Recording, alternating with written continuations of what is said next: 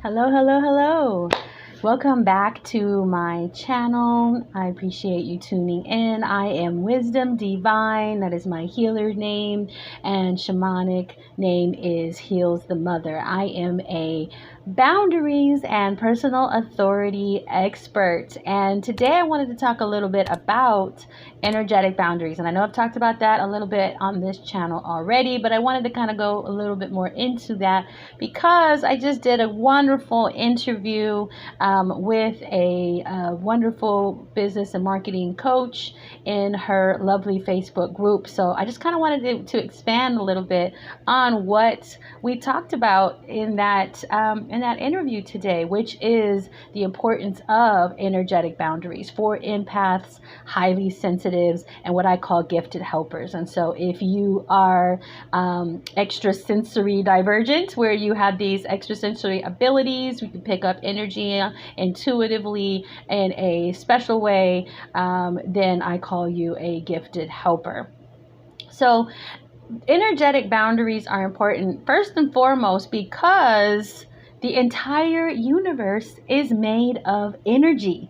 Literally everything, like the pictures around me, the air around me, the water in this bottle, people, spirits, guides, all of those things are made out of energy. So in order to fine tune your energetic boundaries, you have to tap into these abilities to do so. And it is imperative that you do, because this is the way that you gain your authority back, that you gain control over your entire energetic body, and you become the loudest voice in your own head, so that you're listening to your own true inner voice and not the voices of everyone around you that you're picking up on all the time. And so the interviewer today, she said something that really struck with me. She was talking about just setting normal boundaries in your everyday physical world, right? In business and in your personal life, you have to set boundaries. One of the ways that you can set boundaries is to say no to a request. And those are the words that she used. And to say no to a request is a good way of setting a boundary, of taking back your own time, or where you're going to divert, where your focus is going to go for that day.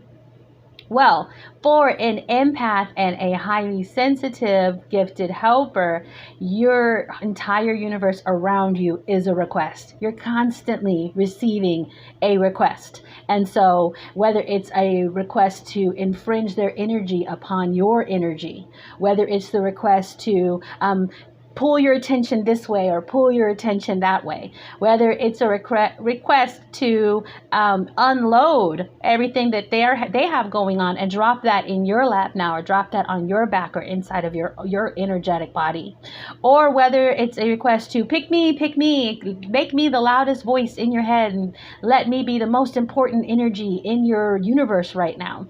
All of these different ways are ways that empaths get requested to give this energy and focus all day long, all of the time, even in their sleep. So to say no to a request is exactly what I'm talking about here. We're saying no to the request of the outside world to come into your energy bubble when you do not give permission. And since, like I said, the entire universe is made up of energy, this is a really important skill to have, right? Right. Okay. So we've talked about the energy bubble in another video, but I'll just briefly bring that back up again. If you take a moment and you just kind of focus and you start to visualize a bubble just kind of around you, you will eventually start to feel or see or sense your energetic bubble, kind of like an egg around you. That bubble is your actual energy, and it's like your personal space. It's your force field. And you can decide whether to push that further out from your body. You can practice with that, pushing it away from you. So it's like, give me more feet of space. I'm pushing this out, and then I don't want anything coming in this area. You can practice making it more solid and not permeable, so that other people's energy can't get in, or your energy is also not getting out. Because don't forget, empaths, it's also really important for us to remember what kind of energy that we are also spilling out from us, not just taking in. So you can use your bubble to make that more, make it harder to put energy out as well as receive energy in. Or you can also practice softening it when you do want to have a connection with somebody. Visualize the bubble getting thin and more permeable, allowing others to have their energy come in and your energy to go out. Imagine your bubble clicking in with their bubble with permission so that you can have this equal exchange happening at that time, and you don't have to worry about getting energy that you don't want. You can also set the intention that only the energy that you want to come out of this bubble is the only energy that's allowed to escape and be felt by others, and vice versa. The only energy that you want to receive is that specific energy. You can also fill up that bubble with an energy that is specific to how you want to feel. So if you're feeling very anxious and you're out and about in public, you could just imagine that bubble around you, feel it all around you, kind of protecting you like a womb all the way around you, and then imagine yourself filling that up with something like a color. It can be a color pink for like rose quartz self-love. It can be a soft baby blue and feels like a blanket, warm and comforting.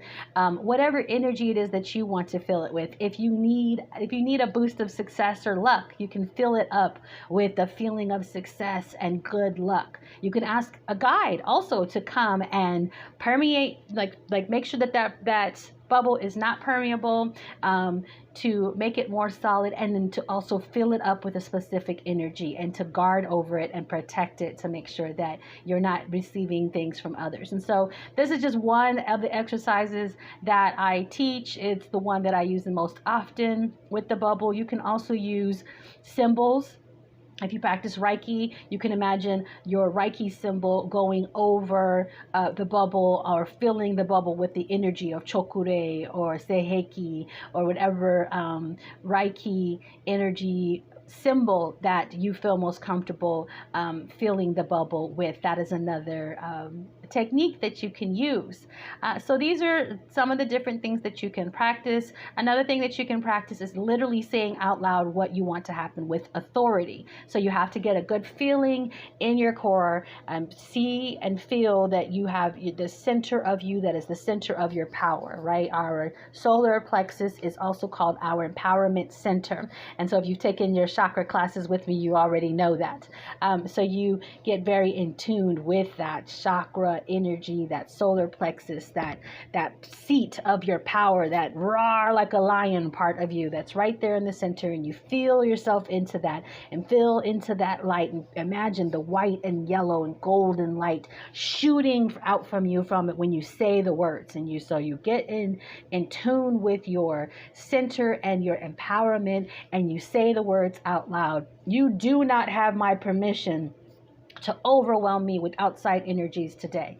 Or I only allow the energies that I do give permission to come into my energetic space today. Or let all voices that are not my own voice leave my energetic body at this time. You do not have my permission to be here. Let only my true voice be left for me to hear.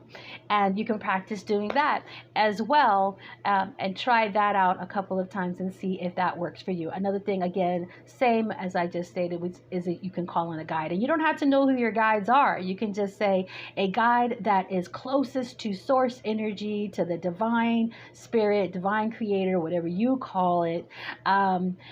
Please come and be with me now. That if you are of my highest good and the good of the entire whole of the universe, you are allowed to be in my space now, and I give you permission to act on my behalf as a bodyguard. Stand close to me and block all energy that is not welcomed by me from getting close to me today. I give you permission to block spirits from bothering me, and I don't want to provide my mediumship services at this time. Block them until I get ready to tell them is a good time for me to work with those spirits. You can do that as well.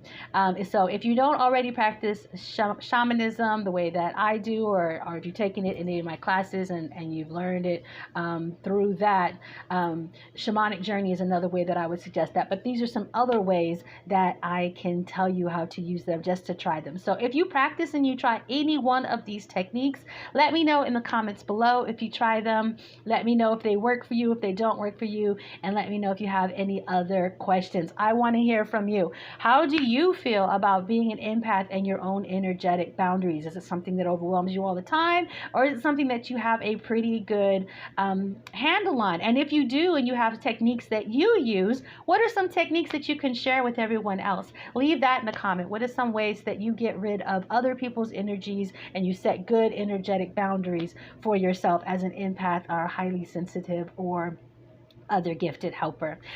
So once again, thank you so much for tuning in to the channel.